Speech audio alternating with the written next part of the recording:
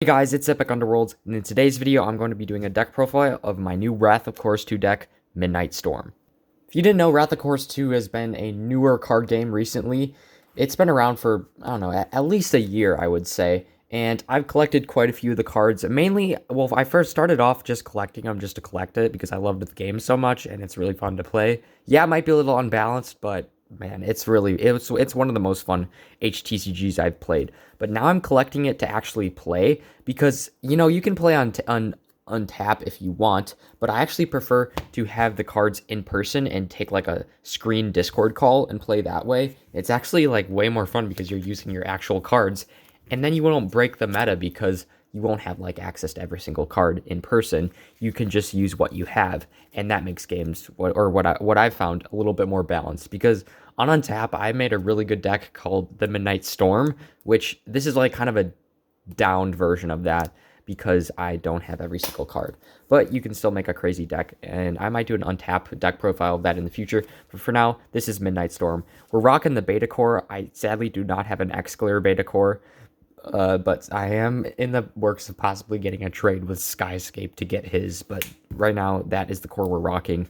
This really is the best core right now because it allows you to use any card, and also you can basically free play a Rhaenys. And that is the first card I have. I have a Glare Rhaenys, mainly because, gotta flex the Glare. I don't have an X-Glare, which is sad, but this'll do for now.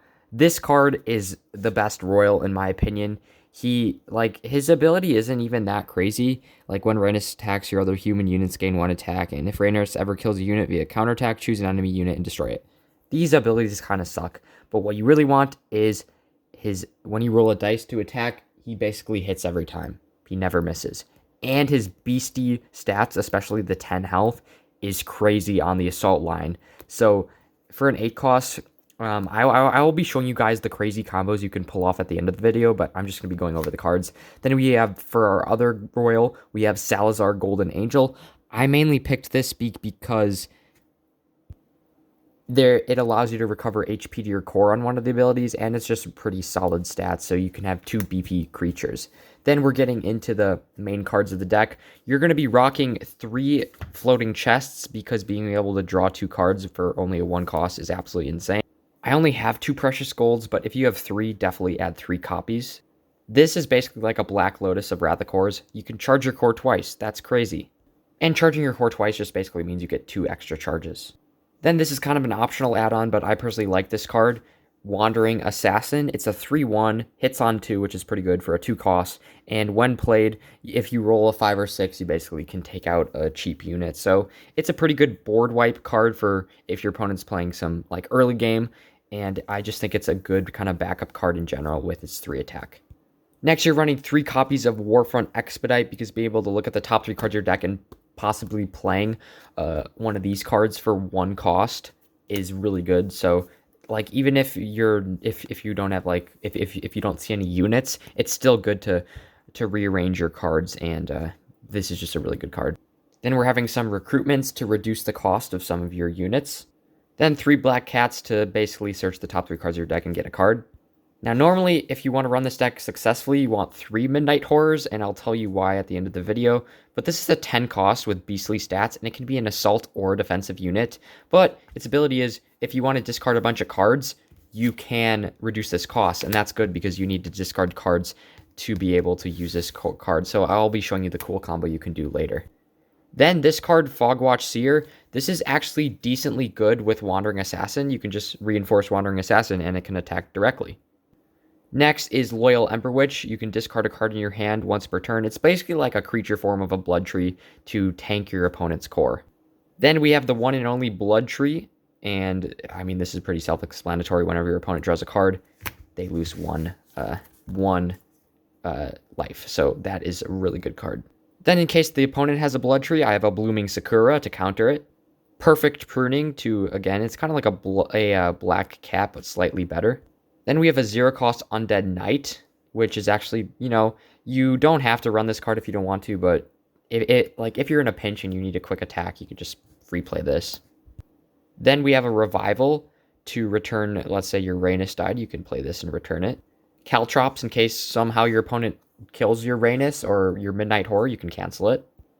Leaning Watchtower, normally you would want 3 of these because this is a crazy defense. 1 cost for 6 health. I mean, that's crazy. If your opponent has some low-cost creatures, you can play Soul Wrench and really stick their board or their front assault line because they won't be able to attack, and you can charge your core. So you can basically make this a 1 cost. Raya, Mage of Illusions. I only recently discovered how good this card is. Like, look at the ability. When your opponent draws a card, you may discard a card from your hand. If you do, the enemy core takes 1 damage. So now we basically have 3 cards that can damage the enemy core. Then these are just 2 optional cards. We got Mage of Thunder. When this unit rolls a 5 or 6, you may charge your core once. So possibly you can get charges back for playing this. And then we have Siphon Core, which you deal 1 damage to the enemy core and recover 1 HP to your core. I think it's a pretty good card. Okay, so now we're going to be getting into the combos. The first one, and pretty much the most important one, is the Midnight Horror and Rhaenys combo. This combo will allow you to play both of these in 1 turn. So as you notice, there's a lot of draw support and charge giving cards in this game. So what you'll basically want to do is play all of these. Hopefully you'll get a Precious Gold, and you can basically free play these 2 cards in 1 turn, and then you'll be able to find Midnight Horror. Once you have, and maybe Rhaenys. So once you have Midnight Horror and you have a bunch of cards in your hand, you can basically play this by also using a few recruitments if you want, but you can discard all these cards to get this guy's cost down to a reasonable amount, and by discarding all these cards, you'll basically have around 10 in your discard pile to be able to free play your Rhaenys. So you could get both of these cards out in the same turn. It is actually possible to get a 1-turn Rhaenys, and that you would basically just have to get a bunch of these precious treasure things, precious gold, to gain charges enough to play all these draw support cards to get all of these. So you basically build up your hand, discard it all by playing this, and then free play Rhaenys. So that is the main combo of this deck. Thank you guys so much for watching. Let me know if you guys actually approve of this deck. It was originally thought of by my cousin when we were playing Wrath of Kors, so credits to him for it. But yeah, I will see you in the next video.